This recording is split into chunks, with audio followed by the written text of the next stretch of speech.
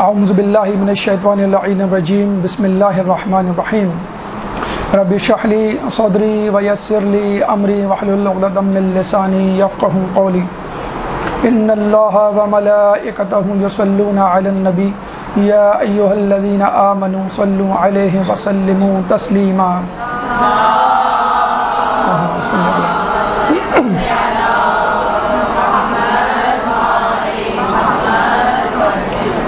ماہ رمضان رخصت ہو چکا اور اب ماہ شوال کی شروعات ہے. ماہ شوال کو کچھ لوگ ماہ شادی بیاہ کہتے ہیں، کچھ لوگ ماہ شر، کچھ لوگ ماہ شرارت، کچھ لوگ ماہ شیطانی. اور یہ نام خدا نخواستہ معاذ اللہ قرآن و حدیث میں مندرج نہیں، لیکن جو ماحول کی رنگینی ہے وہ یہی بتلا رہی ہے کہ یہ بالکل ماہ رمضان کا الٹ مہینہ گویا شروع ہو چکا ہے. اور جب مولانا حضرات تفریحات، کھیل کود، سیر سپاٹے پہ گفتگو کرتے ہیں تو ایکسکیوز می مولانا صاحب، this is not your business, this is not your cup of tea, so please mind your way and stop it. آپ نے جو کچھ کرنا تھا وہ کر لیا. ماہ رمضان میں واعظ و نصیحتیں، آیات اور روایات اور حکایات. اب ہمیں بھی کچھ جینے کا حق ہے، ہمیں بھی جینے دیجیے. تو اس کے بارے میں جو برجستہ یا الزامی جواب دیا جا سکتا ہے وہ یہ کہ جب سیلیبریٹیز ماہ رمضان میں دین کے احکام بتا سکتے ہیں تو ماہ شوال میں مولانا حضرات تفریحات اور کھیل کود پہ گفتگو کیوں نہیں کر سکتے؟ اور اگر ایسا ہی ہے کہ مولانا حضرات کو، علماء حق کو تفریح پر گفتگو کرنے کا حق نہیں، تو پھر قرآن میں جتنے بھی گناہوں کے تذکرے ہیں وہ نکال دیجئے. بلکہ آیت اللہ دست غیب کو زندان کر دینا چاہیے یا ان کو بلیک لسٹ کر دینی چاہیے، ان کی کتاب خصوصاً گناہان کبیرہ کو، کہ بھئی یہ چھپنے کے قابل نہیں، کہ اس میں گناہ ہی گناہ ہیں، نیکیوں کا تذکرہ ہی نہیں ہے. اور جو ہمارا فروع دین ہے، جو بڑا طویل فروع دین ہے، اس کو یاد کرنے میں بڑی مشکل پیش آتی تھی. بچپن میں ہم سوچا کرتے تھے امر بالمعروف تک ہونا چاہیے و نہی عن المنکر نہیں ہونا چاہیے کہ یاد کرنے میں آسانی ہو. تو امر بالمعروف و نہی عن المنکر سے و نہی عن المنکر ہٹا دیجئے. اس کا مطلب کیا ہوا کہ دین ادھورا رہ جائے گا اگر ہم صرف نیکیوں کی باتیں کریں اور گناہوں کی باتیں نہ کریں، کیونکہ دین نام ہی اسی کا ہے کہ نیکیاں کرنا ہے اور گناہوں سے بچنا ہے. Dos and don'ts, haves and have nots, should be should not be, to be not to be, ممنوعات مرغوبات، حلال حرام، صحیح غلط، یہی سب ملا کر دین بنتا ہے. یا ایھا الذین آمنوا ادخلوا فی السلم کافہ. اللہ تعالیٰ قرآن میں فرماتا ہے یا ایھا الذین آمنوا ادخلوا فی السلم کافہ، اے لوگوں جو ایمان لائے ہو اسلام میں پورے کے پورے داخل ہو جاؤ. اس کا مطلب یہ ہوا کہ ہمیں نیکیوں کو اپنانا ہے اور اس کے ساتھ گناہوں کو بھی چھوڑنا ہے. یہ نہیں کہ ہم نے نیکیاں کر لی بس کافی ہے، اب ہماری مرضی ہم جو کچھ بھی کریں، یا ہم گناہوں سے بچ گئے کافی ہے، ہم نیکیاں نہ کریں. تو اللہ تعالیٰ سورہ بقرہ آیت نمبر 208 میں فرماتا ہے کافہ، کہ مومنوں اسلام میں مکمل طور پہ داخل ہو جاؤ. چنانچہ اسلام عبادات کی تاکید بھی کرے گا اور تفریحات کا تعین بھی کرے گا کہ آپ کو کن کن تفریحات کو کرنا چاہیے، کن سے اجتناب برتنا چاہیے. جب معاشرہ اس بات پر قائل ہو جاتا ہے کہ مولانا حضرات، علماء حق اور دین اسلام اس بات کا مجاز ہے کہ وہ ہمیں بتلائے کہ تفریحات کیا ہیں اور کن کن تفریحات کو کرنا چاہیے، کن کو نہیں، تو وہ پینترا بدل کر ایک بہانہ بناتے ہیں کہ جناب اتنی تو عبادت کر لی، 30 دن، اس دفعہ تو علماء نے پورے 30 روزے، 29 بھی نہیں. تو بالکل جسے کہتے ہیں 100% روزے رکھے، 100% عبادت. اب تھوڑا سا انجوائے کرنے دیں. آپ کیا ہر وقت نماز روزے کی جو ہے وہ گردان لگائے رکھتے ہیں. تو چھٹی جس طرح ہوتی ہے اس طرح ہمیں بھی چھٹی منانے دیں.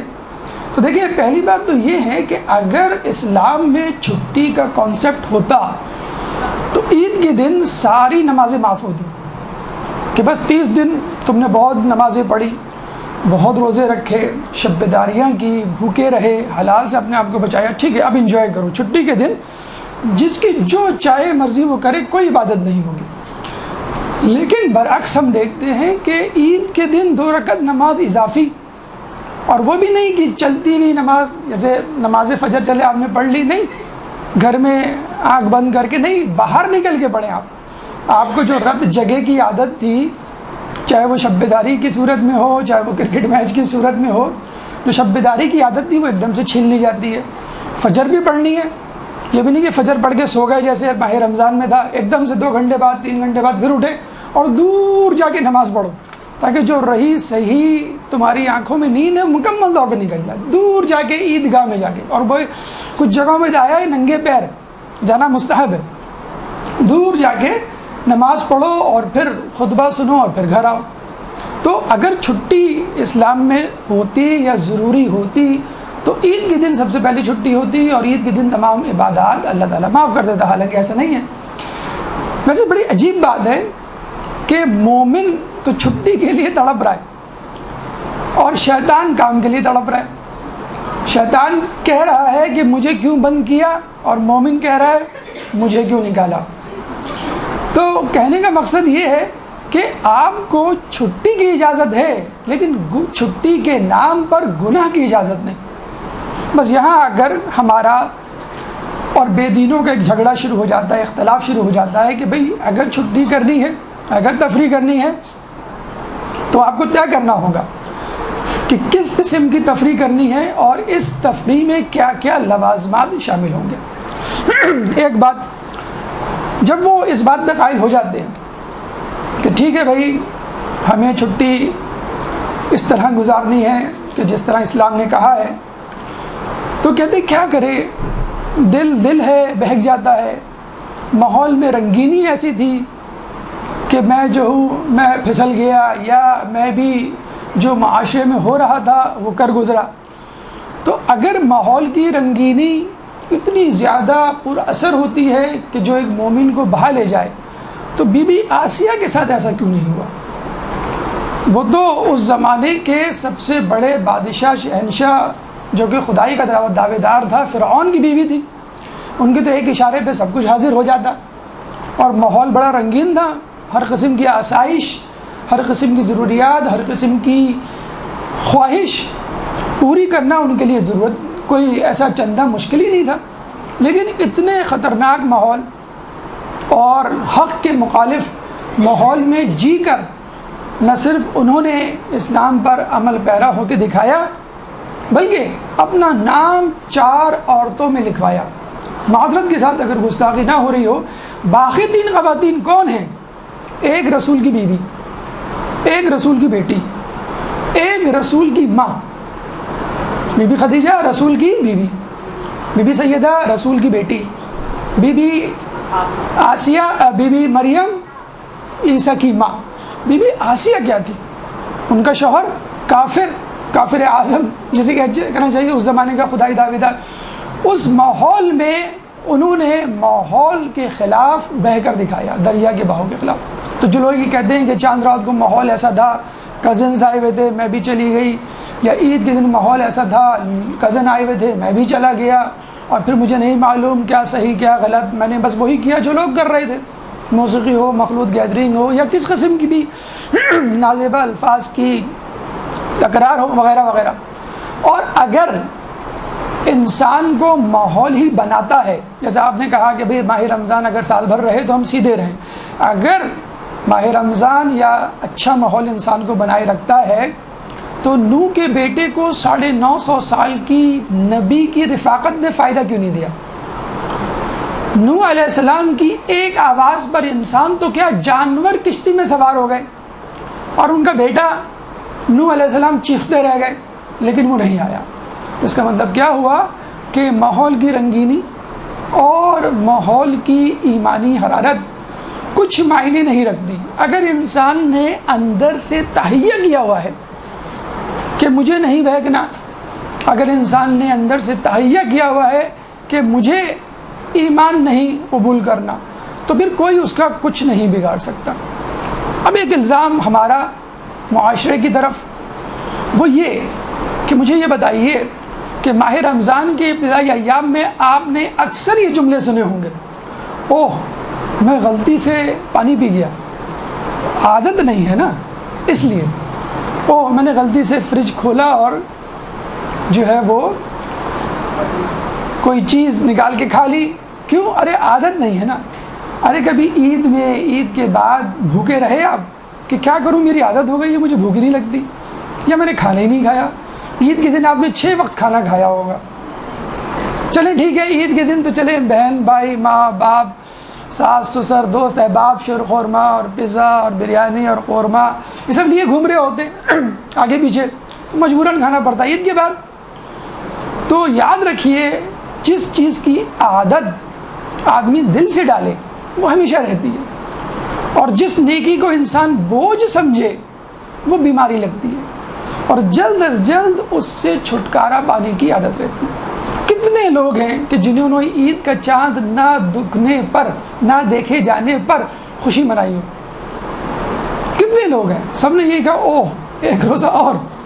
تو اس کا مطلب کیا ہوا کہ آپ نے ماہ رمضان کو دل سے گزارا ہی نہیں، ایکسیپٹ ہی نہیں کیا. جبھی تو ہمیں یاد نہیں آتا.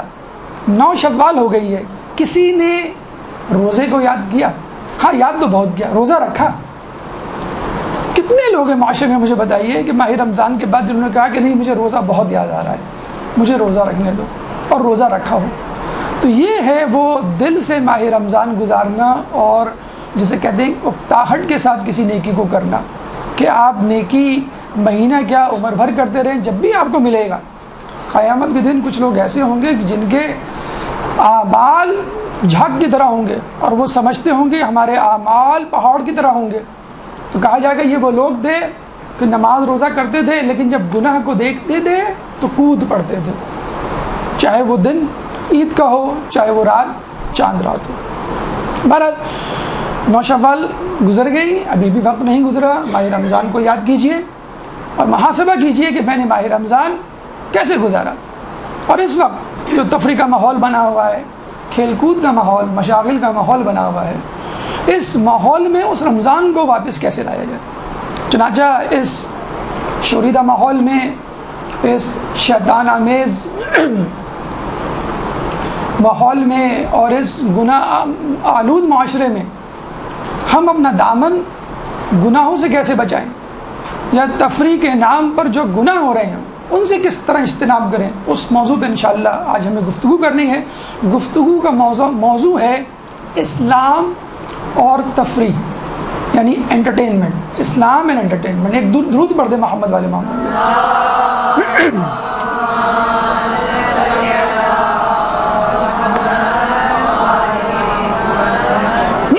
سب سے پہلے تعریف دیکھیں، تفریح کے حوالے سے ہمارے یہاں بہت سارے نام اور مترادف الفاظ موجود ہیں. تفریح کو کھیل کود بھی کہتے ہیں، تفریح کو کھیل تماشا بھی کہتے ہیں، تفریح کو لہو و لعب بھی کہتے ہیں عربی میں، تفریح کو چل، آج کل ایک نوجوانوں میں ایک لفظ بڑا مشہور ہے، چل چل کر رہا ہوں. میں کیا کر رہا ہوں بیٹا؟ چل کر رہا ہوں، میں کچھ نہیں کر رہا، میں تفریح کر رہا ہوں. اور ہلا گلا آپ کہہ لیجئے، مختلف نام ہیں تفریح کے. تعریف کیا ہے؟ آپ ویکیپیڈیا پہ جائیں، تفریح کی کیا تعریف ہے؟ ایسی سرگرمی یا ایسا کام جو اپنے حاضرین کو متوجہ کرے، دلچسپی پیدا کرے اور خوشی کا باعث بنے. ایسا کام یا ایسی سرگرمی جو اپنے حاضرین کے لیے توجہ کا سبب بنے، دلچسپی کا سبب بنے اور اس کے لیے خوشی کا باعث بنے. اس طرح تو ہر وہ کام تفریح بن جائے گا، حتیٰ کہ عبادت انشاءاللہ اس کا تذکرہ آئے گا کہ جو انسان کو خوشی دے، مطمئن کرے، دلچسپی کے ساتھ اس کے اندر اس کو مشغول اور متوجہ رکھے. ٹھیک، اب ایک نفسیات کے ماہرین کی ڈیفینیشن سن لیجئے. روز مرہ کے معمولات میں تبدیلی کا نام تفریح ہے. اسی لیے جن لوگوں کا تعلق پڑھنے لکھنے سے ہوتا ہے وہ جب کھیلتے ہیں تو ان کو فرحت محسوس، یہ فرحت سے نکلا تفریح، ان کو فرحت محسوس ہوتی ہے. جن لوگوں کا تعلق کھیل کود سے ہوتا ہے جب ان کو وقت ملتا ہے تو وہ کتابیں پڑھتے ہیں. پاکستان کی کرکٹ ٹیم میں ایک صاحب ہے، ان کو پروفیسر اسی لیے کہا جاتا ہے کہ ان کو جب بھی موقع ملتا ہے وہ پڑھنے لکھنے لگ جاتے ہیں. تو آپ کو اور مجھ کو موقع ملے گا، میں کھیل کود میں ہم اس کو لگائیں گے، اور جس کا کام کھیل کود ہے وہ پڑھنے لکھنے میں. تو اس کا مطلب کیا ہے؟ روز مرہ کے معمولات میں تبدیلی. اب یہ ڈیفینیشن بہت وسیع ہو گئی ہے. اب آپ تفریح میں کسی بھی چیز کو شامل کر سکتے ہیں. وہ آپ کے لیے کام ہوگا تو دوسروں کے لیے تفریح، اور دوسروں کے لیے تفریح ہے تو وہ آپ کے لیے کام. مثالیں ظاہر سی بات ہے مجھ سے زیادہ آپ لوگ جانتے ہیں. انفرادی، اجتماعی مثلا کھیل کود، اسپورٹس جو آپ دیکھتے ہیں وہ تفریحات میں شامل ہوتے ہیں. تھیٹر، موسیقی، میوزیکل کنسرٹ، ابھی ہم من حیث المجموعی لے رہے ہیں. میوزیکل کنسرٹ یا جسے کہتے ہیں کہ پکنک، یہ ایک تفریح ہے. انفرادی طور پہ مطالعہ، قصے کہانیاں جو آپ سنتے ہیں وہ ایک تفریح ہے.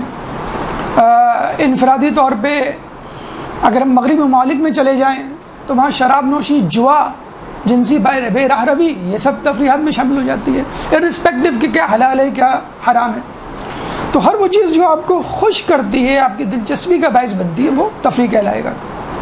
اب یہاں پر ایک وضاحت سن لیجئے، جہاں پر ہمارا اختلاف دنیا داروں سے شروع ہوتا ہے، اور وہ کیا ہے کہ تفریح میں اگر حرام شامل ہوگا یا سرتاپا وہ تفریح حرام پر مشتمل ہوگی تو پھر ہمیں ایسی تفریح منظور نہیں. حتیٰ کہ اگر کوئی جائز تفریح آپ کے واجبات میں رکاوٹ بن رہی ہے تو وہ بھی ناجائز بن جائے گی. اگر کوئی تفریح آپ کا مقصد زندگی بن چکی ہے کہ بس یہی میری زندگی، یہی میرا مقصد اور اسی میں مجھے امپروومنٹ لانی ہے اور کچھ نہیں کرنا ہے، تو وہ ہمارے نزدیک جائز نہیں. اس کی تفصیل ابھی آگے آئے گی. تو یہ اس کا بیک گراؤنڈ، اس کی تعریف. اب آئیے تفریح کی اہمیت. مطلب آپ لوگ یہ سوچ رہے ہوں گے ہم تو تفریح کی مذمت اب سننے جا رہے ہیں. جی نہیں، تفریح کی بہت زیادہ اہمیت ہے. مگر کون سی تفریح؟ جو جائز تفریح ہے، جو حلال لیے ہوئے ہو، جو آپ کو غافل نہ کر دے. اس کے بعد انشاءاللہ ہم اس کی مذمت کے حوالے سے آیت و روایات آپ کے سامنے پیش کریں گے. درود پڑھ دیں محمد والے محمد.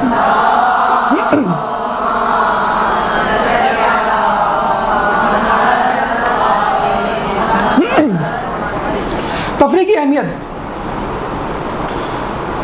رسول اکرم صلی اللہ علیہ وآلہ وسلم اللہم صلی علی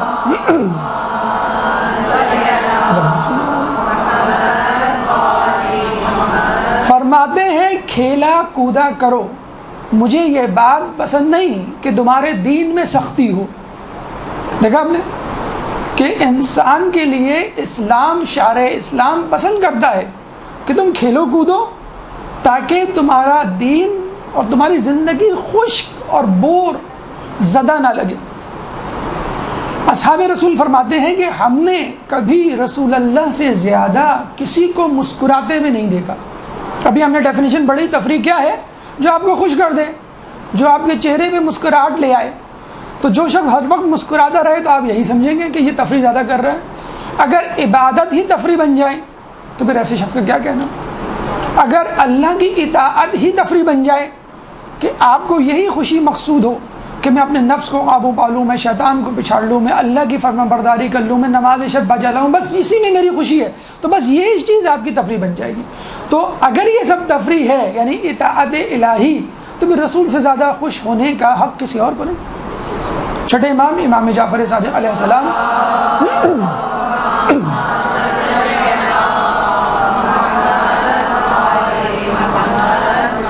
مدینے میں ایک دفعہ باہر نکلتے ہیں تو دیکھتے ہیں کہ سارا مدینہ خالی. ایک شخص سے ملاقات ہوتی ہے، پوچھتے ہیں کہ بھائی یہ سب کہاں گئے؟ تو بتایا جاتا ہے کہ یا امام یہ تمام لوگ سیر و تفریح کے لیے گئے، یعنی پکنک، سیر سپاٹے، خود کھیل کود کے لیے. تو امام نے کہا تم کیوں نہیں گئے؟ تو شخص نے کہا کہ میں ان چیزوں کو پسند نہیں کرتا.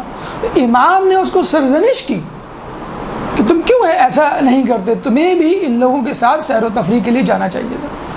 جو ہمارے اوپر ٹھپا ہے کہ اسلام بڑا بور، بڑا خشک مذہب ہے اور دنیا سے دور بھگاتا ہے۔ ایک شخص آیا چھٹے امام کے پاس، کہنے لگا، امام نے اس سے پوچھا کہ میں نے سنا ہے کہ تم نے کاروبار ترک کر دیا۔ کہنے لگا ہاں، کہنے بس مجھے دنیا نہیں چاہیے۔ امام نے سختی سے اس سے کہا کہ تم کاروبار دوبارہ شروع کرو، کیونکہ کاروبار کا تعطل انسان کی عقل کو کم کرتا ہے۔ اگر انسان کاروبار کر رہا ہو، کاروبار کرتے کرتے چھوڑ دو، اس کی عقل کم ہو جاتی ہے۔ تو دیکھیے چھٹے امام کاروبار پر ترغیب دے رہے ہیں، چھٹے امام سیر و سپاٹے پہ ترغیب دے رہے ہیں، رسول اللہ کھیل کود کی حوصلہ افزائی کر رہے ہیں۔ تو لا اکراہ فی الدین، اس کا ایک مصداق یہ بھی ہو سکتا ہے کہ دین میں جبر، زور، زبردستی، خشکیت اور زاہد خشک بننے کی ترغیب نہیں دی گئی ہے۔ آپ جتنی تفریح، جتنی خوش طبعی اور دل لگی کھیل کود جائز حدود میں کر سکتے ہیں، آپ کو ضرور کرنا چاہیے۔ خود مولا فرماتے ہیں کہ انسان جب واجبات سے تھک جائے، مستحبات سے، تو اسے واجبات میں اکتفا کر لینا چاہیے۔ اور اللہ کو معلوم ہے، اب یہ بھی نہ کہیے گا کہ ہم واجبات سے بھی تھک گئے، اللہ کو معلوم ہے کس کو کتنی عبادت چاہیے۔ ہم بڑے مزے سے کہہ دیتے ہیں کہ سال بھر رمضان رہے، لیکن اللہ کو معلوم ہے کہ 29 میں روزے پہ جب چاند نہ دکھنے پہ منہ اتر جاتے ہیں، تو پھر ان لوگوں کو اگر میں کہہ دوں پورے سال تو واجبات اللہ تعالیٰ نے اس طرح ڈیزائن کیے ہیں کہ انسان کی طبیعت پر وہ گرا نہیں گزرتے۔ اچھا، یہ تو کھیل کود اور تفریح اور سیر سپاٹے کی بات ہو گئی۔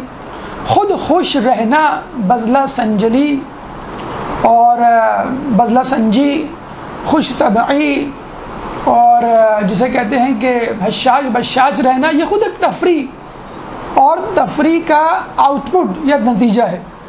آئمہ کے بارے میں ملتا ہے، جیسے رسول اللہ کے بارے میں آپ نے سنا کہ بڑے ہی ریلیکس، کول اور خوش مزاج اور ہر وقت مسکراتے ہوئے رہتے تھے۔ تو امیر المومنین حضرت علی ابن ابی طالب، اللہم صلی علی محمد،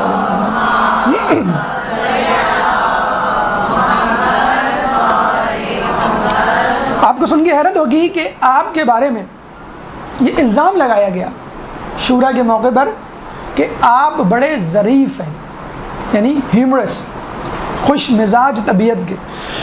اچھا، عمر بھی ان کی اس وقت 25-30 سال تھی۔ تو لوگوں نے کہا ابھی آپ اس عمر میں، نوجوانی میں خلافت لے کے کیا کریں گے؟ آپ ذرا ریسٹ کریں، جب آپ کی ٹرن آئے گی تو آپ لے لیے گا، اور ابھی تو آپ نوجوان ہیں اور خوش طبع ہیں اور ظرافت سے بھرپور ہیں، تو آپ کو کیا ضرورت ابھی خلافت کی؟ عمر بن العاص، حاکم شام کا دست راست، اس نے شام میں لوگوں میں یہ مشہور کیا ہوا تھا کہ مولا علی بڑے، نعوذ باللہ لفظ کیا، خود مولا علی نے اس کے بارے میں کہا کہ مجھے نابغہ کے بیٹے یعنی عمر بن العاص نے لوگوں میں، اہل شام میں مشہور کر رکھا ہے کہ نعوذ باللہ مجھ میں مسخرہ بن ہے، اور میں ہر وقت کھیل کود میں مشغول رہتا ہوں۔ خدا کی قسم، مجھے تو موت کی یاد نے کھیل کود سے دور رکھا ہوا ہے، اور اس کو عاقبت فراموشی نے سچ بولنے سے روک دیا۔ تو یہ جو بذلہ سنجی اور خوش مزاجی اور ظرافت کا جو ٹھپا یا لیبل لگا ہوا ہے ائمہ پہ، رسول پہ کیوں لگا ہوا ہے؟ کہ ان لوگوں نے اپنی تمام زندگی اطاعت الہی میں گزاری، چنانچہ کبھی بھی کسی موقع پر ان کے چہرے اترے ہوئے نہیں ہوتے تھے۔ کبھی غم، اگر غم ہوا تو بھی قیامت کا، اطاعت الہی کے حوالے سے، امت کی فکر کے حوالے سے۔ اگر دشمنوں کے نرغے میں بھی گھرے ہوئے ہیں علی، تو ان کے چہرے پہ مسکراہٹ۔ لوگوں کو ریزرویشن دی، تحفظات دے۔ علی آپ کس طرح میدان جنگ میں جاتے ہیں؟ کس طرح جاتے ہیں؟ تلوار گھماتے ہوئے بالکل بے فکر۔ مجھے بتائیے، جس بیٹسمین کو امید ہو کہ میں سینچری بنا کے واپس آؤں گا، مجھے مین آف دا میچ ملے گا، کیا وہ تلوار بیٹ گھماتے ہوئے نہیں جائے گا؟ تو مولا علی بھی اس نے تلوار گھماتے ہوئے بالکل بے نیاز۔ کیوں؟ کہ ان کو موت اتنی عزیز تھی جتنا بچے کو ماں کی گود اتنی عزیز نہیں ہوتی۔ مولا علی سے کہا جاتا بہت اوور کانفیڈنس کا مظاہرہ کر رہے ہیں آپ، ذرا تو پہنتے ہیں لیکن ادھوری، پیچھے سے نہیں ہوتی۔ اگر پیچھے سے کس نے حملہ کر دیا تو مولا نے کہا کہ اگر کوئی پیچھے سے حملہ کرتا ہے تو کرنے دو، کیونکہ مولا اس بات کی نوبت ہی نہیں آنے دیتے تھے کہ وہ دشمن کو پیٹ دکھائیں۔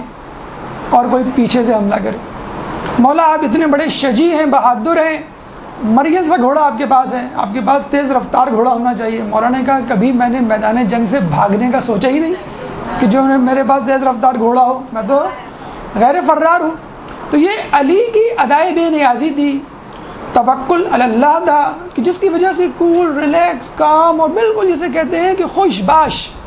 اس وجہ سے لوگوں کو یہ تھا کہ یہ کیا چلائیں گے حکومت زمامے کار، یہ تو ہر وقت جسے کہتے ہیں کہ ٹھنڈے مزاج اور چہرے پہ مسکراہٹ دیے رکھتے ہیں. رسول اللہ نے بھی اسی طرح نبوت کا کام انجام دیا. تو رسول اللہ کیا علی ہنستے بولتے جس کے سامنے کائنات ایسی ہو جیسے ہاتھوں کی 5 انگلیاں؟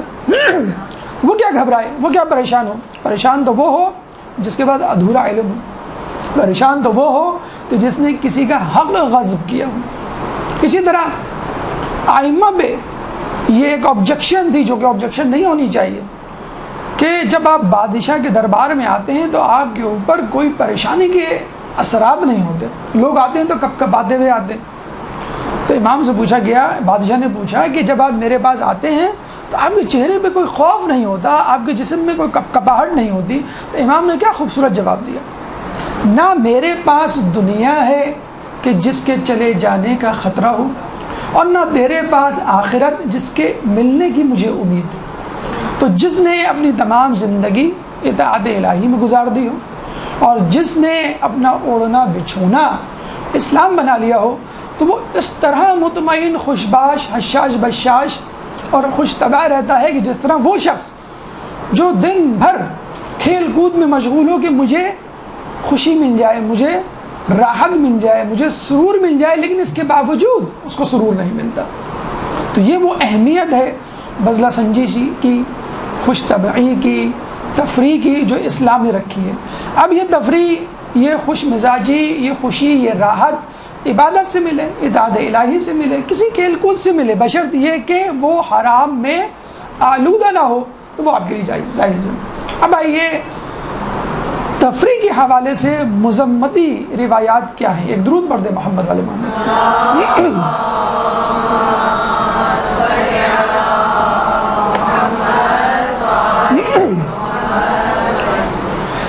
تفریح جہالت کا ثمرہ ہے، جہالت کا پھل. ایک روایت میں ہے تفریح حماقت کی غذا ہے. احمق آدمی کی غذا ہے جو تفریح میں ملوث رہتا ہے. ایک جگہ آیا ہے کہ بدترین چیز کہ جس میں انسان اپنی زندگی تباہ کر دیتا ہے، ضائع کر دیتا ہے، وہ کھیل کود. اسی طرح الٹ افضل ترین عقل وہ ہے جو انسان کو کھیل کود سے دور رکھے. دیکھیں آپ کتنی زیادہ مذمت تفریح کی، کتنی زیادہ مذمت کھیل کود کی. جہالت کا ثمرہ یعنی علامت جہل ہے یہ جو کھیل کود میں ملوث ہو. حماقت کی غذا یعنی جیسے احمق آدمی کو بھوک لگتی ہے تو اس کو کس چیز کی بھوک لگتی ہے؟ تفریح کی، کھیل کود کی ہر وقت. افضل ترین عقل وہ ہے، یعنی ہم کہتے ہیں یہ آدمی بڑا عقل مند ہے، تو عقل مند آدمی وہ ہوگا کہ جو کھیل کود سے دور ہوتا ہو. اسی طرح بدترین چیز گناہوں کا نام نہیں لیا، جھوٹ کا، تہمت کا، نماز کو ضائع کرنے کا، غیبت کا نام نہیں لیا کہ بدترین چیز غیبت ہے، بدترین چیز جھوٹ بولنا، بدترین چیز نماز کو نہیں. بدترین چیز کھیل کود ہے کہ جس میں انسان اپنے آپ اپنی زندگی کو ضائع کر دیتا ہے. کیوں؟ گناہوں کا پتہ چل جاتا ہے کہ بھئی یہ میں نے گناہ کر دیا اور یہ غلط ہے، اس کی توبہ کرنی چاہیے، لیکن کھیل کودی کبھی آپ نے توبہ کرتے ہوئے دیکھی کسی کو؟ اور اسی کھیل کود میں پوری زندگی گزار دیتا ہے. لیکن اب یہ وہی سوال یہاں پر دوبارہ کہ کس کھیل کود سے مراد ہے. ابھی تو آپ نے حدیث سنائی کہ رسول اللہ نے کہا کہ کھیلا کودا کیا کرو، مجھے نہیں پسند کہ اسلام میں کوئی سختی ہو، تمہارے دین میں کوئی سختی ہو. تو یہاں پر جن تفریحات، جن کھیل کود کی مذمت ہو رہی ہے وہ تفریحات یا کھیل ہیں کہ جو مطلقاً حرام پر مشتمل ہو، ان کی تو کوئی خیر گنجائش ہی نہیں. نمبر 2، وہ حلال تفریحات کہ جس میں حرام کی آمیزش ہو، اس کا تذکرہ بھی آئے گا. یہ تمام چیزیں پرنٹ آؤٹ میں موجود ہیں، انشاءاللہ آپ کو مکمل طور پہ مل جائیں گی. ایک درود پڑھ دیں محمد والے محمد.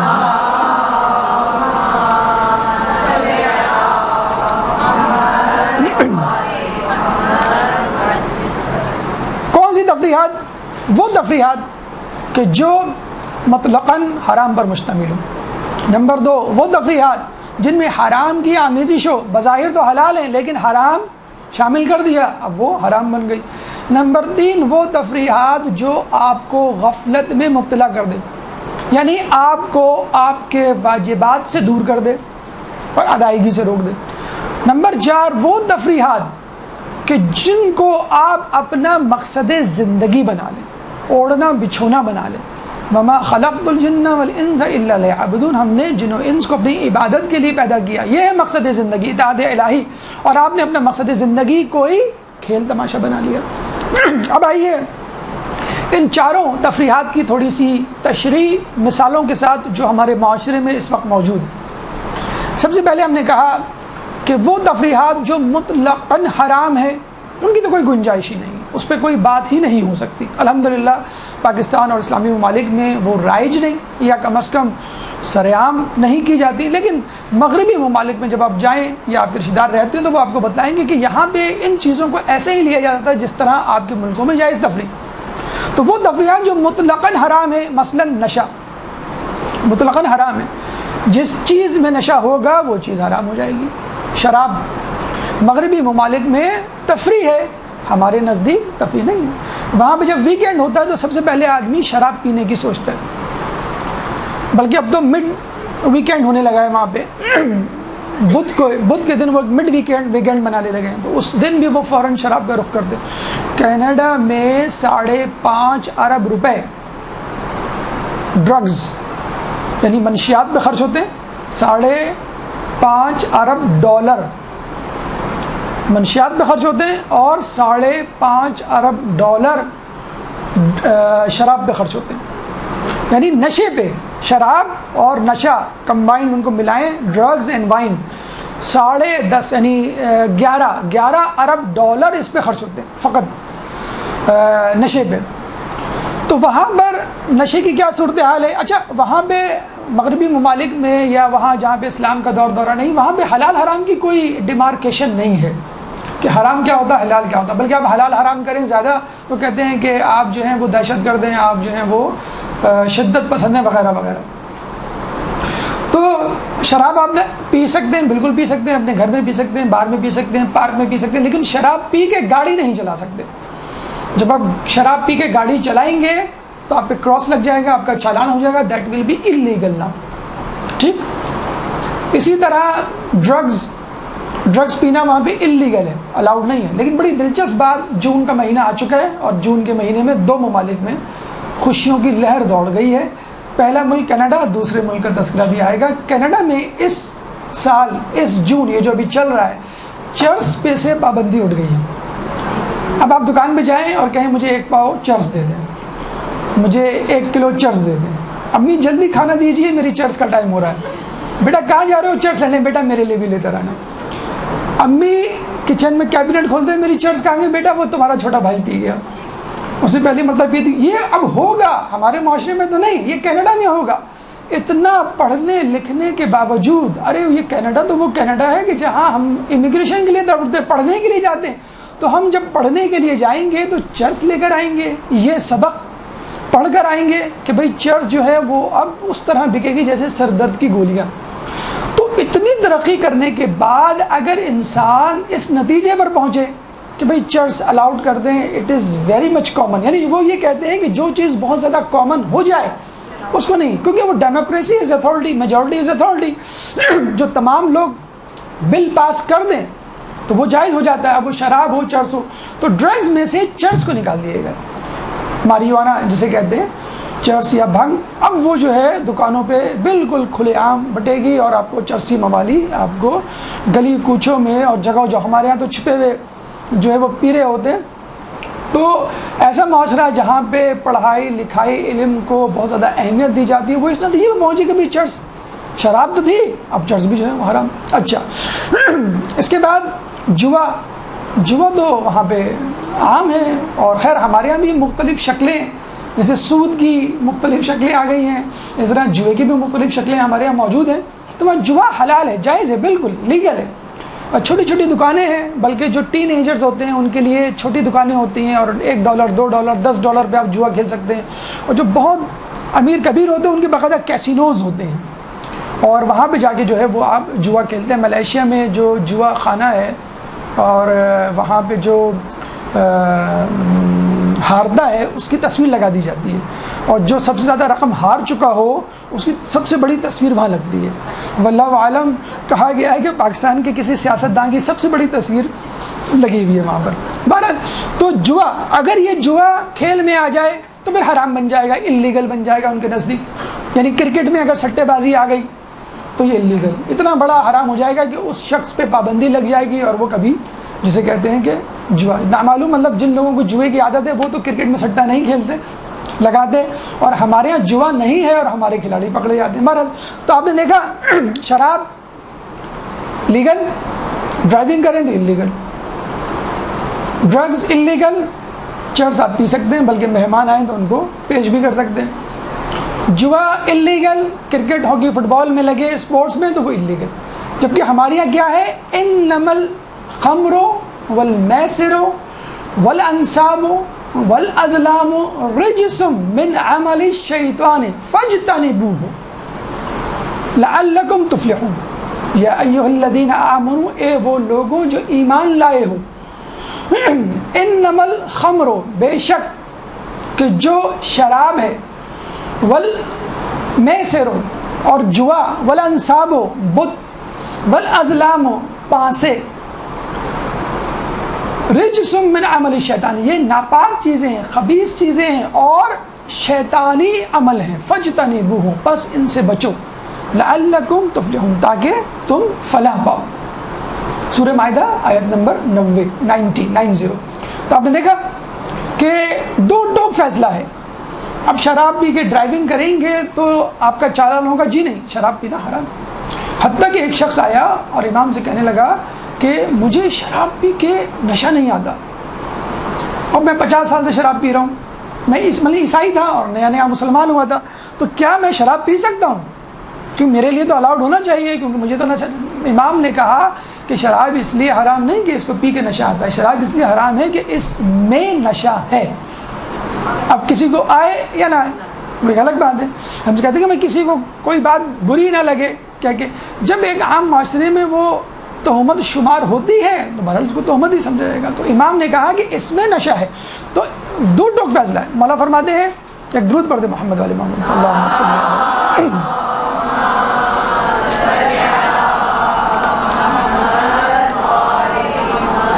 مولا فرماتے ہیں کہ تم کو اللہ سے ڈرو، تم کو بیکار پیدا نہیں، کسی انسان کو بیکار پیدا نہیں کیا گیا کہ وہ کھیل کود میں پڑا رہے، اور نہ ہی تمہیں بے قید و بند چھوڑ دیا گیا ہے کہ بےہودگیاں کرتے پھرو.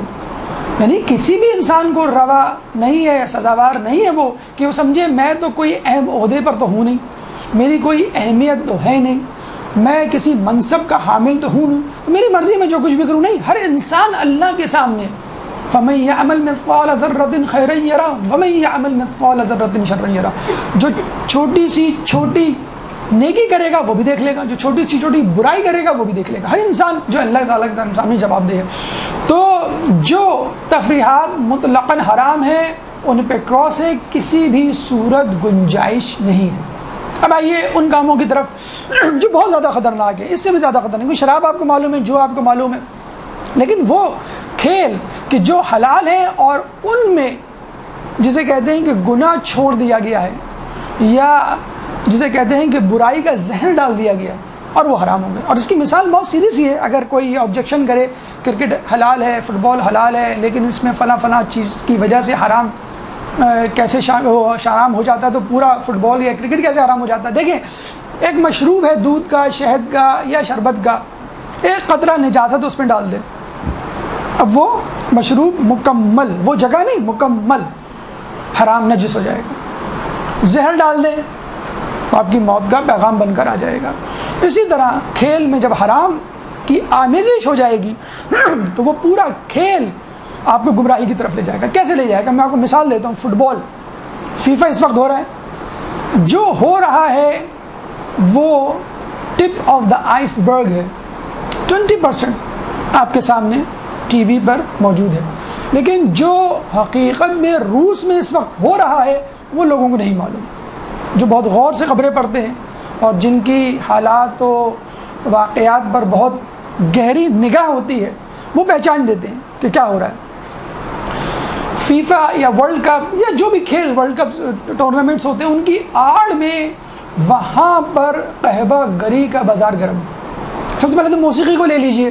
موسیقی آپ نے شامل کر دی. ابتدائی تقریب اختتامی تقریب بالکل واضح طور پہ موسیقی. اور اس ملک کا اس جسے کہتے ہیں وقت کا سب سے بڑا گلوکار بلایا جاتا ہے, جسے کہتے ہیں آئٹم سانگ سمجھ لیں آپ کھیل کا ٹورنامنٹ کا. اس کے بعد سٹا جیسے ہم نے کہا کہ اس میں شامل ہو گیا تو اس نے اس کو حرام بنا دیا. اگر آپ استفادہ کر رہے ہیں, آپ خود استفادہ نہیں کر رہے تو وہ آپ کے لیے جائز ہو جائے گا.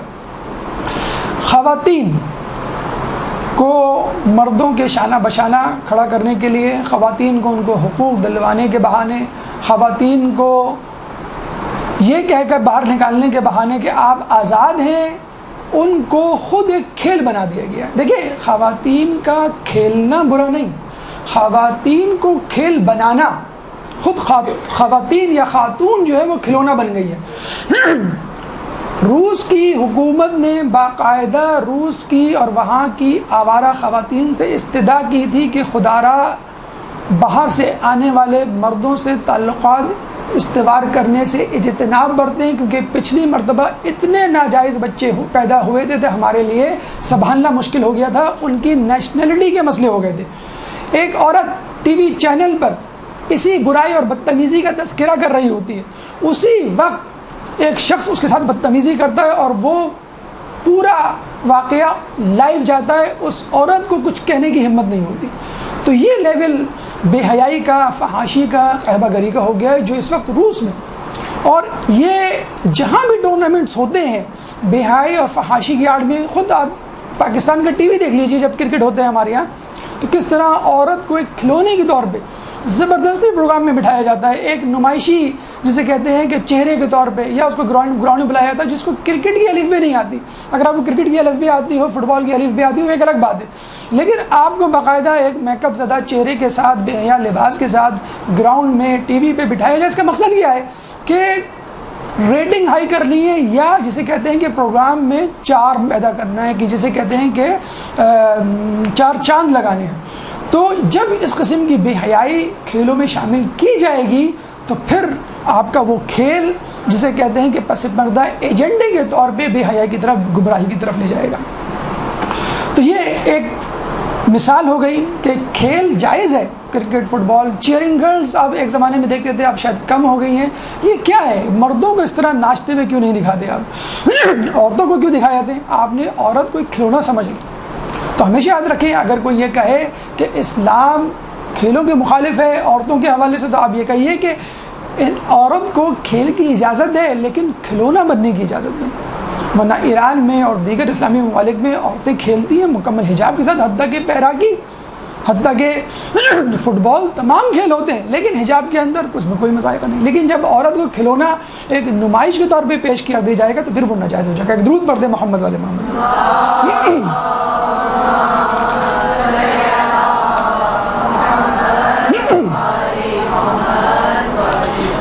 یہ تو ایک آؤٹ ڈور گیم کی بات ہوئی. مزید مثالیں آپ معاشرے میں ٹی وی پہ میڈیا سے لے سکتے ہیں. انڈور گیم کی بات کر لیتے ہیں.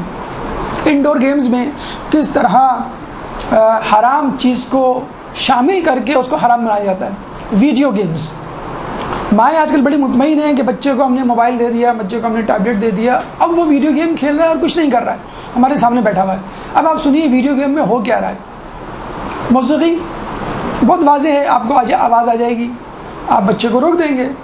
کرکٹ فٹ بال میں بھی موسیقی ہوتی ہے, آپ اسے اجتناب کر لیتے ہیں, بہت آسان کام ہے, ٹھیک ہے. بے حجابی, چلے ٹھیک ہے, آپ نے اس کا ویڈیو گیم چیک کر لیا, اس میں کوئی بے حجابی یا غیر اخلاقی چیز تو نہیں ہے. لیکن تین چیزیں جو میں ابھی بتانے جا رہا ہوں کہ جو حرام شامل ہو گیا ہے ویڈیو گیمز میں, اور جس کی وجہ سے انسان پریشان ہے کہ اب کیا کیا جائے. جن کو معلوم ہے, جن کو نہیں معلوم وہ تو بیچارے برسوں سے بچے کو ویڈیو گیم کھیلتا ہوا دیکھ رہے ہیں, اور جب اس کے جسے کہتے ہیں کہ روٹین میں ڈسٹرب ہوتے ہیں یا جب وہ آؤٹ آف کنٹرول ہوتا ہے تب ان کو پتہ چلتا ہے. مثال ایک میں آپ کو دیتا ہوں, غیر شرعی دوستیاں, فرینڈشپ ویڈیو گیمز کے تھرو ہو رہی ہے. کیسے ہو رہی ہے؟ آپ نے ویڈیو گیمز کھیلا, ویڈیو گیمز جب آپ کھیلتے ہیں تو سائڈ میں ایک انڈیکس کھلتا ہے جس میں ان تمام لوگوں کے نام ہوتے ہیں جو وہ اس گیم کو کھیل رہے ہوتے ہیں, ٹھیک ہے. آپ نے چیک کیا کون کون ہے, لڑکی کا نام لڑکے کا نام آپ نے پہچان لیا, ٹھیک ہے. اچھا کچھ گیم ساتھ کھیلنے کے ہوتے ہیں تو آپ نے کہا چلو میں کسی کے ساتھ کھیلوں, میرے ساتھ گھر میں کوئی ہے نہیں, آپ نے ٹک کر دیا. لڑکا کسی لڑکی کو ٹک کرے گا, لڑکی کسی لڑکے کو ٹک کرے گی. جب وہ کھیلیں گے تو ظاہر بات ہے گفتگو گپ شپ ہوگی, ابھی وہ فرینڈ شپ میں تبدیل ہو جائے گی. ہم خود ایک لڑکے سے جس سے ہماری بات ہوئی, 13 سال کا لڑکا, مسلمان لڑکا, اور 21 سال کی عیسائی لڑکی کینیڈا میں بیٹھی ہوئی. لڑکا مسلمان 13 سال کا اور 21 سال کی لڑکی, اور ان سے فرینڈ شپ, اور ایسی فرینڈ شپ کہ وہ اپنے ماں باپ کو کہہ رہا ہے کہ میں گھر چھوڑ کے چلا جاؤں گا اگر آپ نے منع کیا مجھے. اب جب بھی بچہ ٹیبلٹ لے کے بیٹھتا ہے ماں پریشان ہو جاتی ہے, وہ کہتا ہے میں تو گیم کھیل رہا ہوں. اسی گیم میں کس کے ساتھ کھیل رہا ہے؟ وہ اس لڑکی کے ساتھ کھیل رہا ہے, اور اسی میں چیٹنگ بھی چل رہی ہے. اور اب وہ بڑے مزے سے جسے کہتے ہیں کہ نہیں میں اس کو نہیں چھوڑ سکتا, اور ہم جو ہیں بالکل فرینڈ شپ ہے ہماری, مطلب وہاں تو یہ کہہ دیا جاتا ہے ہماری صرف فرینڈ شپ ہے بس, اور اس سے زیادہ کچھ نہیں. مطلب ہمارے یہاں تو دوستیاں بھی حرام ہے نا, صنف نازک یا جسے کہتے ہیں کہ نامحرم سے یا اپوزٹ جینڈر سے, تو وہ اس کو چھوڑنے کے لیے تیار نہیں. تو کتنے ہی لوگ ان دوستیوں کی وساطت سے کہاں نکل گئے ہیں, اور نہ صرف یہ کہ وہ اپنی جوانی کھو بیٹھے ہیں بلکہ اپنا ایمان بھی کھو بیٹھے ہیں. تفریحات کی جو ایک خطرناک جو تنبیہ کی جاتی ہے جس حوالے سے یا اثرات بتائے جاتے ہیں وہ کہ انسان اپنا ایمان ہاتھ سے ڈوبا تھا. آپ کی دوستی کسی ایسے سے ہو گئی جو خدا پہ یقین نہیں رکھتا. ہمارے ایک جاننے والے ہیں جرمن میں, اس کی دوستی کسی ایسے جرمن سے ہو گئی جو ایتھیسٹ ہے. اب وہ بھی ان کے کرتوت, ان کے جسے کہتے ہیں کہ انداز و اطوار ایتھیسٹ جیسے ہو گئے, لیکن وہ کہتے تو یہی ہیں کہ بھئی میں خدا پہ یقین رکھتا ہوں لیکن نماز روزہ تمام چیزوں سے دور. دوستیاں نمبر 1. نمبر 2, قتل و غارت کی ترغیب. امریکہ میں آپ نے دیکھا ہوگا آئے دن شوٹنگ کے واقعات ہوتے ہیں. یہ کس وجہ سے ہوتے ہیں؟ چلے ہمارے یہاں ہو تو سمجھ میں بھی آتا ہے, بم دھماکے ہوتے ہیں ہمارے یہاں ٹارگٹ کلنگ ہوتی ہے. افغانستان میں ہو, عراق میں ہو, مصر میں ہو, لبنان میں ہو, یمن میں ہو, ان جگہوں پہ اگر اس قسم کے واقعات سمجھ میں آتے ہیں کہ لوگ آشنا ہیں. فلسطین میں ہو, سمجھ میں آتے ہیں لوگ آشنا ہیں. امریکہ میں تو بڑی امن و آتشی ہے, بڑا امن ہے وہاں پر. وہاں پہ بچے اس قسم کے گیمز کھیلتے ہیں جن میں قتل و غارت کی ترغیب دی جاتی ہے. باقاعدہ کہا جاتا ہے آپ کو اتنے لوگوں کو قتل کرنا ہے, اگر آپ نے اتنے لوگوں کو قتل کر دیا تب آپ کو یہ انعام ملے گا یا آپ اپنی منزل تک پہنچ جائیں گے. تو لڑکے, اچھا وہاں پہ آرمز خریدنا بہت آسان ہے, مطلب گھر گھر میں پسٹل یا جسے کہتے ہیں گن رکھی ہوئی ہوتی ہے. وہاں بالکل ایسے ہی ہے کہ آپ بازار سے جا کے کوئی کھلونا خرید لیں. 18 سال کے اگر آپ ہو گئے ہیں تو آپ بڑے آرام سے اپنا لائسنس, بڑی جسے کہتے ہیں ڈیبیٹ چل رہی ہے امریکہ میں کہ یہ گنز کے لائسنس میں پابندی لگائی جیسے ہمارے یہاں بہت سختی ہے, جہاں سختی ہے وہاں پہ ماشاءاللہ اس سے زیادہ فراوانی ہے. تو وہاں بڑے آرام سے آپ گنز خرید سکتے ہیں, اپنے گھر میں رکھ سکتے ہیں, اور انہیں گنز کی فراوانی کی وجہ سے ان گنز کو بھی استعمال بھی کرتے ہیں. جو ہم حیران ہوتے ہیں کہ امریکہ جیسے ملک میں جہاں لوگ موت سے ڈرتے ہیں, موت کے کھیل ہو رہے ہیں, اسی لیے ہو رہے ہیں کہ ان گیمز میں قتل و غارت کی جسے کہتے ہیں کہ آپ کو ترغیب دی جاتی ہے. اچھا قتل و غارت تو سمجھ میں آتا ہے, یعنی کسی اور کو قتل کرنا, اپنا تو نقصان نہیں کر رہے نا, نہیں. اب ایسے گیمز آ گئے ہیں جس میں آپ کو اپنے آپ کو قتل کرنے کی ترغیب دی جاتی ہے. آپ نے شاید نام سنا ہوگا, ایک زمانے میں بڑا مشہور تھا, اب بھی شاید ہو, بلیو ویل. ایک گیم ہے کہ جس میں ڈفرینٹ ٹاسک دیے جاتے ہیں, آپ کو یہ کرنا ہے, آپ کو یہ کرنا ہے, آپ کو یہ کرنا ہے, مشکل سے مشکل ٹاسک جب آپ کرتے چلے جاتے ہیں جس طرح کلاس وائز آپ کا سلیبس ٹف ہوتا چلا جاتا ہے, وہ کام بھی مشکل ہوتا چلا جاتا ہے. اور پھر آخری وقت ایسا آتا ہے کہ اتنا مشکل کام آپ کو دیا جاتا ہے کہ آپ نہیں کر سکتے, آپ منع کر دیتے. تو پھر جو نریٹر ہے یا جو آپ کا حکم دینے والا ہے وہ یہ کہتا ہے کہ تم اس دنیا میں رہنے کے قابل نہیں. اس امتحان میں بچہ فیل ہو جائے تو کیا کہتا ہے کہ مجھے مر جانا چاہیے, شادی میں ناکامی مجھے مر جانا چاہیے, مجھے جاب نہیں ملی مجھے مر جانا چاہیے. تو وہ ان ٹاسک کو نہ کرنے پر فرسٹریشن اور ڈپریشن کا شکار ہو جاتا ہے, اور اس کو پھر ترغیب دی جاتی ہے کہ اس ڈپریشن فرسٹریشن سے نکلنے کا ایک ہی طریقہ ہے کہ تم اس زندگی سے باہر آ جاؤ. جس شخص نے یہ گیم ایجاد کیا تھا وہ رشیا کا ایک یونیورسٹی کا اسٹوڈنٹ تھا جو سائیکیٹرک النس کا شکار ہو گیا تھا. اور جس کو اس کی یونیورسٹی سے نکال دیا گیا تھا، اور خود اس نے 8 لڑکیوں کو خودکشی پہ مجبور کیا تھا، مارا تھا. خود پاکستان میں 3-4 کیسز ایسے آ چکے ہیں، سائیکیٹرک جو ایکسپرٹس ہیں وہ کہہ چکے ہیں کہ 3-4 کیسز آ چکے ہیں جنہوں نے اپنی جانیں دی ہیں اس کھیل کی وجہ سے. مثلا ٹاسک کیا ہوتا ہے کہ آپ برف کی کیوب لیں اور اپنی ہتھیلی پہ رکھیں، دیکھتے ہیں آپ کتنی دیر تک یہ کیوب اپنی ہتھیلی پہ رکھ سکتے ہیں. 5 منٹ اتنا اسکور ملے گا آپ کو، 10 منٹ آپ کو اتنے پوائنٹس ملیں گے. آپ نے کر لیا، پھر آپ کو کہا جاتا ہے ٹھیک ہے رات کے 3 بجے آپ کو اٹھنا ہے جب سب گھر والے سو رہے ہوں، اور چپکے سے ایک کونے میں دوسرے کمرے میں جا کے کیا دیکھنا ہے؟ ہارر مووی، خوفناک مووی رات کے 3 بجے اکیلے میں. یہ کر لیا آپ نے. اچھا اب آپ کو اپنی گھر کی چھت پہ جانا ہے، چھلانگ لگانا ہے اور بچنا بھی ہے. آپ نے وہ کر لیا. اس کے بعد پھر ایک اور ٹاسک، کسی کو قتل کرنا ہے. اب آپ ڈر رہے میں نہیں کر سکتا، آخر میں آپ کو کہا جاتا ہے ٹھیک ہے پھر آپ خودکشی کر لیں، آپ اس دنیا میں رہنے کے قابل نہیں. دیکھیے میں آپ کو ایک بات بتاؤں، اب آپ یہ سوچ رہے ہوں گے کہ یہ بچے یا ٹین ایجرز یہ کام کیسے کر لیتے ہیں، کہ اللہ تعالیٰ نے انسان کے اندر ایک جذبہ غضب یا قوت غضب رکھی ہے، جس کے تحت ہم نہیں دیکھتے بچوں کو، کچھ بچے ایگریسو ہوتے ہیں، وائلنٹ ہوتے ہیں. آپ ان کو محفل لے کے جائیں تو وہ پوری محفل میں چکر لگا رہے ہوتے ہیں، گھوم رہے ہوتے ہیں، کسی رشتہ دار کے جائیں ایک جگہ نہیں بیٹھتے. تو یہ وہ قوت غضب ہے جس کو مس یوز کیا جاتا ہے. جیسے یہ گیم بلیو ویل گیم ہے، یہ آپ کو مس یوز کر رہا ہے. اس کا صحیح استعمال کیسے ہو؟ آپ بچے کو کہیں بیٹا صبح اٹھو، امی سردی ہے، بیٹا ٹھنڈے پانی سے وضو کرنے ہی میں تو زیادہ ثواب ہے، یہ ٹاسک دیں آپ اس کو. آپ برف کی کیوب کا کیوں ٹاسک دے رہے ہیں؟ آپ ایسا ٹاسک دیں جس میں فائدہ ہو. پھر بیٹا اٹھ جاؤ نماز شب پڑھ لو. امی تو 3 بجے ابھی، بیٹا اسی میں تو نماز شب پڑھنے کا مزہ ہے، کیا مغرب کے بعد آپ نے پڑھ لی، اس کی زیادہ افضلیت ہے. وہی ٹاسک ہے آپ نے بچے کو، کیونکہ انسان کی فطرت ہے وہ ایڈونچر پسند ہے. کیوں انسان کہتا ہے کہ مجھے اسکول میں داخلہ لینا ہے، مجھے اگلی کلاس میں جانا ہے، مجھے کچھ کر کے دکھانا ہے، مجھے ایسا کچھ کرنا ہے کہ لوگ جو ہے دنگ رہ جائیں، اور لوگ جو ہے میری تعریف، ہر کسی میں ہوتی ہے کہ میں کچھ کر کے دکھا دوں. فیلڈز، دائرے کار، ڈومین، مشاغل، امور مختلف ہو سکتے ہیں، لیکن ہر انسان کی یہ خواہش ہوتی ہے میں کچھ کر کے دکھا دوں، ایسا کچھ کر کے دکھا دوں کہ لوگ حیران رہ جائیں. پھر آپ کہتے ہیں بیٹا آپ خودکشی کیوں کر رہے ہو؟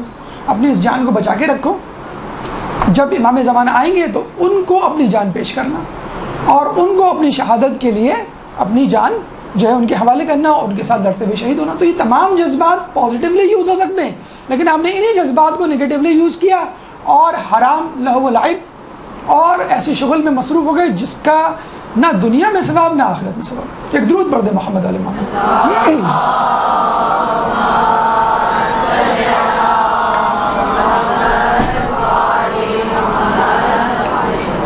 اچھا ان گیموں کو ریپیٹڈلی کھیلا جاتا ہے تو جو چیز آپ کو دکھائی دے گی بار بار اس چیز کی عادت بن جائے گی. ہم ٹی وی پہ ایڈ دیکھتے ہیں کولڈ ڈرنکس کے یا کھانے پینے کے، تو آپ کو ایک اشتہا ہوتی ہے مجھے یہ کھانا، مجھے یہ پینا ہے، ٹھیک ہے. اب آپ کو میں 2-3 گیمز کے نام بتاتا ہوں، ویڈیو گیمز کے، کہ جس میں ابھی ہم نے کہا کہ ایمان متزلزل ہو جاتا ہے. ایک گیم ہے prince of Persia video game, جس میں ایک ایرانی شہزادے کو دکھایا گیا ہے کہ جو قتل و غارت کرتا پھرتا ہے، اس کے ہاتھ میں تلوار ہے اور تلوار پہ لکھا ہوا ہے کہ میری تعلیمات کو عام کرو. یعنی ایک مسلمان، ایک شیعہ پرنس کو دکھایا جا رہا ہے کہ جس کا کام لوگوں کو مارنا، قتل کرنا ہے. تو اسلام کا چہرہ مسخ کر کے آپ کو دکھایا جا رہا ہے. چلیں یہاں تک بات قابل ہضم ہو گئی، قابل برداشت ہو گئی. ایک گیم ہے ڈیول مے کرائی، شیطان رو سکتا ہے، یعنی شیطان کو شکست. ڈیول مے کرائی میں کیا دکھایا گیا ہے کہ آپ شیطان کی تلاش میں جا رہے ہیں. شیطان کا ایک قلعہ ہے جس میں وہ رہتا ہے اور اس میں آپ کو حملہ کرنا ہے. اس قلعے کا دروازہ کیسا ہے؟ اگر آپ دیکھیں تو آپ کہیں گے کہ میں خانہ کعبہ کے آگے کھڑا ہوں.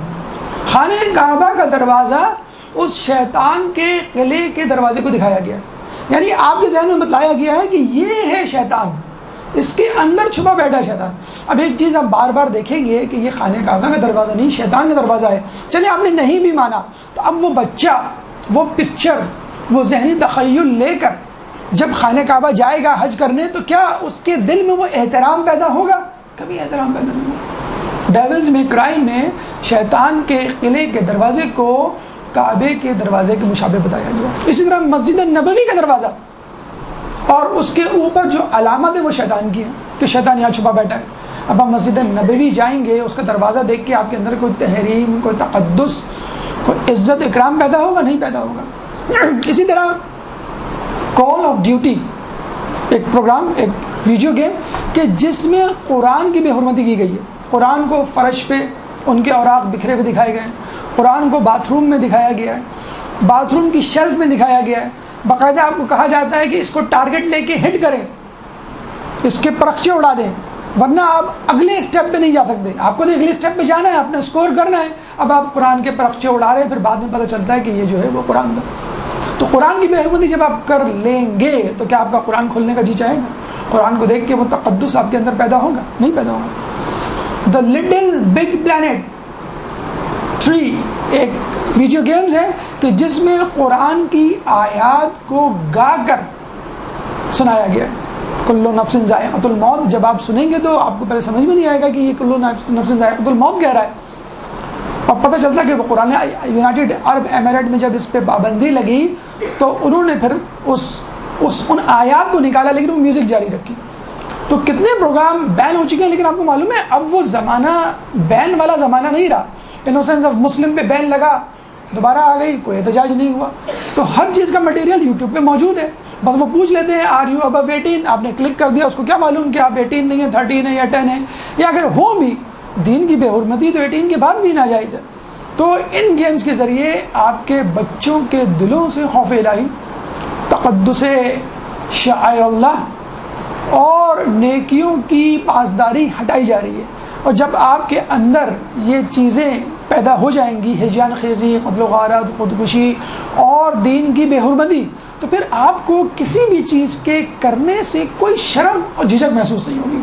تو آپ نے دیکھا کہ ہمارے تفریحات میں، ہمارے کاموں میں، ہمارے کھیل کود میں کس طرح حرام کی آمیزش ہے۔ اب آئیے ان کاموں کی طرف کہ جن میں انسان پڑھ کر غفلت میں مبتلا ہو جاتا ہے۔ درود پڑھ دے محمد والے محمد۔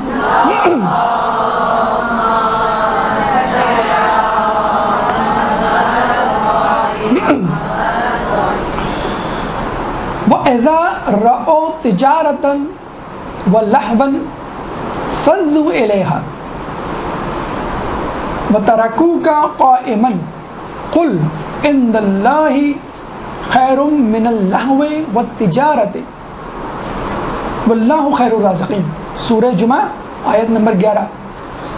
اللہ فرماتا ہے وَإِذَا رَأَوْا تِجَارَةً وَلَهْوًا، کہ جب یہ تجارت ہوتا ہوا یا کھیل تماشا ہوتا ہوا دیکھتے ہیں، فَضُّوا إِلَيْهَا، تو اس کی طرف دوڑ پڑتے ہیں، وَتَرَكُوكَ قَائِمًا، اور تمہیں کھڑا چھوڑ دیتے ہیں۔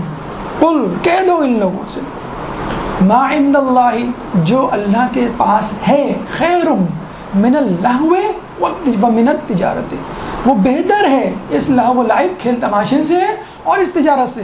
اور جہاں تک بات ہے تجارت اور رزق کی، واللہ خیر الرازقین، اللہ تعالیٰ سب سے بہتر رزق دینے والا ہے۔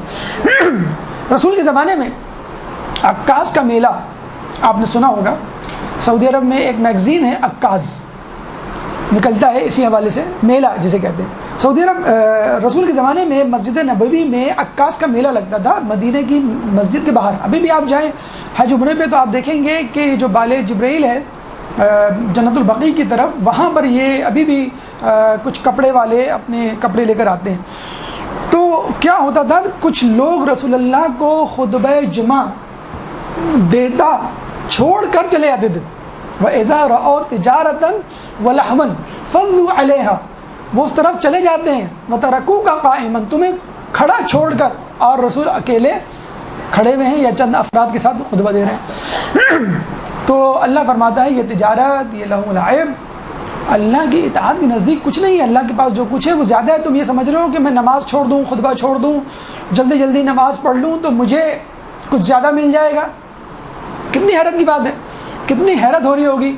لیکن آپ کو اس وقت حیرت نہیں ہوتی جب افطار سے پہلے آپ ٹی وی کے آگے عکاس کا میلہ دیکھتے ہیں؟ ہم سب نے دیکھے عکاس کے میلے، سحری میں عکاس کا میلہ لگتا تھا، نہیں لگتا تھا پہلے زمانے میں مسجد نبوی سے باہر عکاس کا میلہ لگتا تھا، اب ٹی وی پہ عکاس کا میلہ لگتا ہے۔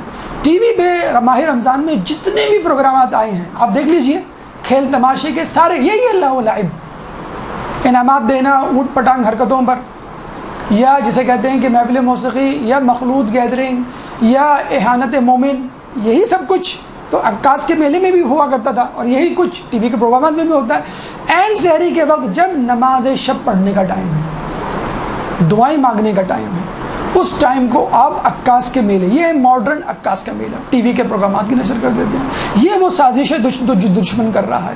مغرب سے عین پہلے جو دعاؤں کا وقت ہے، جس میں دعائیں زیادہ قبول ہوتی ہیں، آپ ٹی وی کے آگے بیٹھے ہوئے۔ اچھا، پاکستان میں یہ بیماری نہیں ہے، پورے عالم اسلام میں یہ بیماری موجود ہے۔ حتیٰ کہ BBC نے ایک آرٹیکل لکھا اس پر کہ تمام عالم اسلام میں، مسلمان ممالک میں افطار سے پہلے خصوصی طور پہ پرینک آپ نے سنا ہوگا، کسی کو بیوقوف بنانا، اور جب وہ طیش میں آ جائے تو پھر آپ کہیں گے وہ دیکھو کیمرہ لگا ہوا ہے، ہم آپ کو بیوقوف بنا رہے تھے۔ جھوٹ ہے، یہ حرام ہے، یہ مذاق میں بھی جھوٹ بولنا حرام ہے۔ افریقہ میں ایک خاتون تھی جو بہت بڑی رائٹر، بہت بڑی مصنف تھی، ان کو اسی طرح کہا گیا کہ آپ کی کتاب میں دہشت گردی سے متعلق مواد موجود ہے، آپ ان کو سپورٹ کرتی ہیں، ہم آپ کو گرفتار کر کے لے جا رہے ہیں۔ اس کو ہارٹ اٹیک ہوتے ہوتے رہ گیا، بعد میں بتایا کہ کیمرہ لگا ہوا ہے، آپ کی مووی بن رہی ہے۔ اگر اس کی جان چلی جاتی تو یہ، بلکہ سعودی عرب میں ایک پروگرام ہے تاش متاش، جو پتہ نہیں کئی سالوں سے آ رہا ہے، ایک دفعہ بند ہوا تو پرنس نے کہا نہیں اس کو دوبارہ کھولو، وہ بھی عین مغرب کے فوراً بعد وہ پروگرام شروع ہو جاتا ہے۔ تو یہ تمام پروگرام عالم اسلام میں، صرف پاکستان میں، ہر جگہ مغرب سے پہلے اور سحری کے وقت، کہ جب آپ کی عبادت کا ٹائم ہے اس وقت۔ یہ عکاس کے میلے پہلے بھی تھے، ابھی بھی تھے۔ قرآن تو کہہ رہا ہے وَمَا الْحَيَاةُ الدُّنْيَا إِلَّا لَعِبٌ وَلَهْوٌ، ارے پوری کی پوری دنیا کیا ہے؟ وَمَا الْحَيَاةُ الدُّنْيَا، دنیا زندگانی کیا ہے سوائے لہو و لعب کے؟ کچھ بھی نہیں ہے۔ اور ایک اور جگہ اللہ فرماتا ہے وَمَا الْحَيَاةُ الدُّنْيَا إِلَّا مَتَاعُ الْغُرُورِ۔ تو سورہ جمعہ آیت نمبر 11، تجارت اور لہو و لعب کے بارے میں کہا جا رہا ہے کہ ان سے دور رہو۔ پھر سورہ انعام آیت نمبر 32، وَمَا الْحَيَاةُ الدُّنْيَا إِلَّا لَعِبٌ وَلَهْوٌ، کہ دنیا کی زندگی کچھ نہیں، صرف لہو و لعب۔ پھر کہا جا رہا ہے کہ متاع الغرور، سورہ حدید آیت نمبر 20، کہہ رہے یہ تو دھوکے کا سرمایہ، دھوکے کا سودا، اور کچھ بھی نہیں ہے۔ اب آئیے دیکھیں، وہ چیز ہے کہ جو جائز ہے، لیکن چونکہ آپ کو غفلت میں مبتلا کر رہی ہے، آپ کو اپنے مقصد سے ہٹا رہی ہے، اس لیے جائز۔ آخری تفریح کہ جس میں کہا جاتا ہے کہ انسان غفلت میں پڑ جاتا ہے اور اس تفریح کو اپنا مقصد زندگی بنا لیتا ہے۔ امیر المومنین حضرت علی ابن ابی طالب، درود پڑھ دیں۔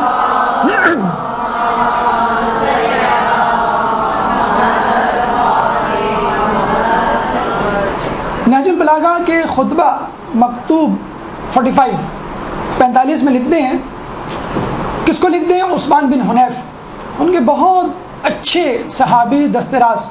مولا علی نے جس کو اپوائنٹ کیا ہو بصرے کا یا کسی بھی جگہ کا گورنر، یقیناً وہ ایک بہترین انسان ہوگا، مولا کی نظر انتخاب دھوکہ نہیں کھا سکتی۔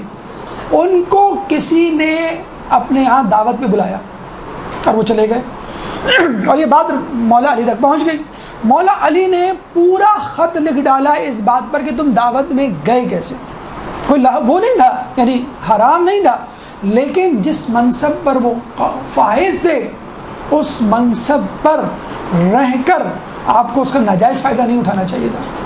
امریکہ میں باقاعدہ اس بات کا تعین کیا جاتا ہے کہ امریکی پریزیڈنٹ اگر کسی غیر ملکی دورے پہ جائے گا تو اتنی حد تک کہ تحائف جو ملیں گے وہ رکھ سکتا ہے، لیکن بہت ہی قیمتی تحفہ ملے گا تو وہ حکومت کے خزانے میں جمع کرانا ہوگا۔ آپ دیکھیں، جو احتیاط اسلام، جو احتیاط مولا علی بتا رہے ہیں، اس احتیاط پر غیر عمل کر رہے ہیں۔ اب سنیے، لگتا ہے کہ مولا علی نے یہ خطبہ، یہ مکتوب ہمارے لیے، مولا فرماتے ہیں، بڑا طویل خطبہ ہے، جا کے آپ پڑھ لیے گا، لیکن آخری ٹکڑا جو ہماری گفتگو سے مناسبت رکھتا ہے، مولا فرماتے ہیں آخری ٹکڑے میں کہ کیا میں اس بات پر مگن رہوں کہ لوگ مجھے امیر المؤمنین کہیں؟ کیا میں زمانے کی سختیوں میں مومنین کا ہمدرد اور ساتھی نہ بنوں؟ کیا میں زمانے کی بدمزگیوں میں ان کے لیے نمونہ نہ بنوں؟ کیا میں ہمیشہ اس بات پر فکر مند رہوں کہ مجھے اچھے اچھے کھانے کھانے ہیں؟ کیا میں اس بندھے ہوئے جانور کی طرح ہو جاؤں جو ہمیشہ چارے کی فکر میں رہتا ہے؟ کیا میں اس کھلے ہوئے جانور کی طرح ہو جاؤں جو ہر جگہ منہ مارتا پھرتا ہے اور اپنے مقصد سے غافل ہے؟ اب دیکھیں کتنی خوبصورت لگتا ہے کہ یہ تمام ہدایات ہمارے لیے. کیا میں اپنے امیر المومنین ہونے میں مگن رہوں کہ لوگ مجھے امیر المومنین کریں؟ اچھا، ہم ہر فرد اپنی اپنی جگہ کسی نہ کسی لگژری، کسی نہ کسی نعمت، کسی نہ کسی آسائش کو اویل کر رہا ہے. یعنی ہم ماں ہیں فرض کر لیں تو ہمارا حکم چلتا ہے بچے پر، ہماری ایک آواز پہ ٹی وی بند ہو جاتا ہے. ایک آپ کہتے ہیں کہ بھائی میرے یہاں کتنا روب ہے. پھر آپ کے شوہر آتے ہیں، سبوں پہ سانپ سونگ جاتا ہے، بالکل خاموش ہو جاتے ہیں، سب اپنے کمروں میں دبک جاتے ہیں. باپ کہتا ہے دیکھو میری کیا ہیبت ہے، میرے سامنے کوئی جسے کہتے ہیں کہ پر بھی نہیں مار سکتا. پھر جو ہے وہ بچہ آتا ہے روتا ہوا، امی میرا کھلونا ٹوٹ گیا، مجھے کھلونا لا کے دے. وہ ضد کرتا ہے اور باپ اس کو کھلونا، بیٹا کہتا ہے دیکھو میری کتنی جسے کہتے ہیں ہیبت ہے. باپ کی ہیبت اپنی جگہ، میری عزت اپنی جگہ. میری ایک ضد پر باپ تھکا مارا آیا تھا لیکن کھلونا لے کے دوبارہ چلے. تو ہر شخص اپنی اپنی جگہ پہ، ماں ہو، باپ ہو، اولاد ہو، بزرگ ہو. میں ان کی بات نہیں کر رہا جو گورنر ہیں، چیف منسٹر ہیں، پریزیڈنٹ ہیں، حکومت میں ہیں، نہیں. ہر شخص اپنی جگہ کوئی نہ کوئی ہیبت، کوئی نہ کوئی منصب، کوئی نہ کوئی طاقت اور قوت رکھتا ہے. ہم اس میں مگن رہتے ہیں، مسحور رہتے ہیں، مسرور رہتے ہیں کہ بھئی ہماری تو بڑی، دیکھیں لوگ ہمیں سلام کرتے ہیں، لوگ جو ہے وہ ہم سے ڈرتے ہیں، وغیرہ وغیرہ. تو مولا کہتے ہیں کہ مولا سے زیادہ فخر کا سزاوار کون ہوگا؟ تو مولا کہتے ہیں کیا میں اسی بات میں مگن رہا ہوں؟ کیا مجھے اسی لیے پیدا کیا گیا بس میں حاکم بن گیا ہوں، بس میں خوش رہا ہوں، بہت بڑا کمال، بہت بڑی اچیومنٹ میں نے لے لی؟ پھر کہہ رہے ہیں کہ میں لوگوں کی زندگیوں کے لیے ساتھی اور مونس ہمدرد گزار نہ بنوں؟ آپ کے پاس کوئی نعمت ہے، آپ اس نعمت کو شیئر کریں. آپ کے پاس کوئی خوشی کے لمحات ہیں، آپ لوگوں کو بھی شریک کریں اپنے ساتھ لے جا کر یا اس نعمت میں شیئر کر کے. پھر ایک جگہ تو ترجمے میں لکھا ہوا ہے کہ میں غذا کی بدمزگی میں ان کے لیے نمونہ نہ بنوں. ایک جگہ ترجمہ ہے کہ میں زندگی کی بدمزگی میں ان کے لیے نمونہ نہ بنوں. تو مولا جو کی روٹی کھاتے تھے. اسے کہتے ہیں کہ بھئی آپ آدم سے افضل کیسے؟ پھر وہی بحث شروع ہو جائے گی علی انبیاء سے افضل کیسے؟ تو بھئی وہ مولا فرماتے ہیں میں آدم سے افضل ایسے کہ آدم کو گندم کا دانہ کھانے کا منع کیا تھا پھر بھی کھایا، مجھے نہیں منع کیا لیکن میں نے پھر بھی نہیں کھایا. تو میں جو بھی روٹی کھاتا ہوں، معمولی غذا کھاتا ہوں تاکہ جو نہیں کھا سکتے وہ مجھے دیکھ کر سبق حاصل کریں اور میں ان کے لیے نمونہ بنوں. اور کیا دیکھیں اب فلسفی، آپ جو لفظ سن رہے ہیں کہ میں کیا اس بندھے ہوئے جانور کی طرح ہو جاؤں جو ہر وقت چارے کی فکر میں رہتا ہے؟ ہم بھی بندھے ہوئے جانور ہیں. امی پیزا کھانا ہے، امی پیزا کھانا ہے. ایک دن گزر گیا، 2 دن، ایک ہفتہ گزر گیا، وہ پیزا آپ کے ذہن میں ہے. امی مجھے موبائل خریدنا ہے، امی مجھے موبائل. جب تک موبائل ہاتھ میں نہیں آیا آپ اس موبائل کو. تو ہم بھی بندھے ہوئے جانور ہیں. جب تک ہماری خواہشات پوری نہیں ہوتی ہم اس خواہش کے پورا ہونے کا انتظار کرتے رہتے ہیں. تو جس کے پاس نہیں ہے وہ خواہش، آرزو، تمنا کو لیے ہوئے گھوم رہا ہے. اور جس کے پاس ہے، یعنی اب آپ کو کھلا چھوڑ دیا جائے تو اب آپ جو چاہیں کریں، کسی کا حق ماریں، اپنے گھر میں سونا جمع کریں، اپنے گھر میں روپے پیسے جمع کریں اور اپنی خواہشات پورا کریں. کہ کیا تم اس جانور کی طرح بن گئے ہو کہ جسے کھلا چھوڑ دیا؟ کیا میں خود اس جانور کی طرح بن جاؤں کہ جو جس جگہ چاہے منہ مارتا پھرے؟ تو یہ انسان کی نفسیات ہے کہ انسان دنیا کی خواہشات میں مگن رہتا ہے، دنیا کی رنگ رنگلیوں میں مگن رہتا ہے اور اس کو احساس نہیں ہو پاتا کہ میں اپنی زندگی کو کن لہو و لعب کے کاموں میں خرچ کر رہا ہوں. اس کے بعد ان تفریحات کے اثرات کیا ہوتے ہیں، ان تفریحات کا متبادل کیا ہے، اور ہم کون سے ایسے کام ہیں جن کو کر کے ان حرام یا حرام شدہ، حرام کی آمیزش لیے ہوئے تفریحات سے بچ سکتے ہیں. کون سی تفریحات ہمیں خدا کے قریب کر سکتی ہیں، کر سکتے ہیں. انشاءاللہ اس کا تذکرہ ہم اگلے درس میں آپ کے سامنے پیش کریں گے. اللہ تعالیٰ سے دعا ہے کہ جو کچھ سنا اور پڑھا اس پہ عمل کرنے کی توفیق عطا فرما. اللہ تعالیٰ سے دعا ہے کہ ہمیں جائز تفریحات حاصل کرنے کی اور ان سے لطف اندوز ہونے کی توفیق عطا فرما. ہمیں حرام آمیز یا حرام تفریحات سے دور رکھ، تعلیمات اہل بیت پر عمل کرنے کی توفیق عطا فرما. قیامت کے دن ان کی شفاعت سے بہرہ مند فرما. امام کے ظہور میں تعجیل فرما اور ہمیں ان کے انصار و اعوان میں شامل فرما. ربنا تقبل منا انك انت السميع العليم وتب علينا انك انت التواب الرحيم برحمتك يا ارحم الراحمين. برحمتك يا ارحم الراحمين. وصلى الله على محمد وآله